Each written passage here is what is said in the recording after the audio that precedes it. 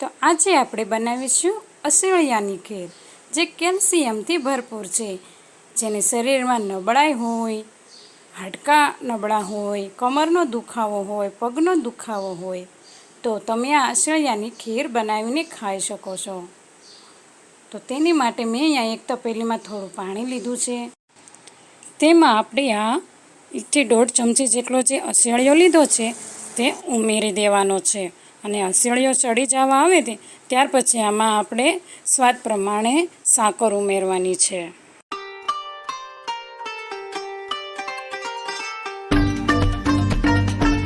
સ્વાદમાં અસેળિયો કડવો હોય છે, એટલા માટે તેમાં થોડી સાકર ઉમેરવાની છે.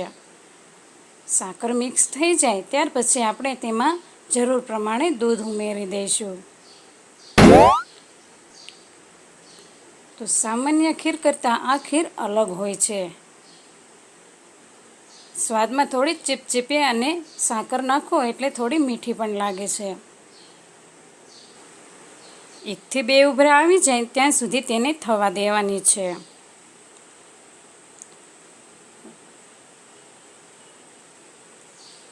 તો આપણી આ અસેળિયાની ખીર બનીને રેડી થઈ ગઈ છે.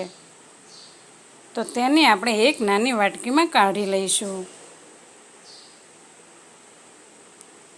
રોજ સવારે નરણા કોઠે આ ખીર ખાવાથી આપણા હાડકાં મજબૂત બને છે અને સાયન્ટિકા માટે ખૂબ જ ઉપયોગી છે. તો તેને આપણે થોડી ઇલાયચીથી ગાર્નિશ કરી લઈશું. તો તૈયાર છે આપણી કેલ્શિયમથી ભરપૂર અસેળિયાની ખીર. ખીર તો તમે ઘણી બધી ખાધી હશે, પણ એકવાર આ ખીર પણ ટ્રાય કરી જુઓ.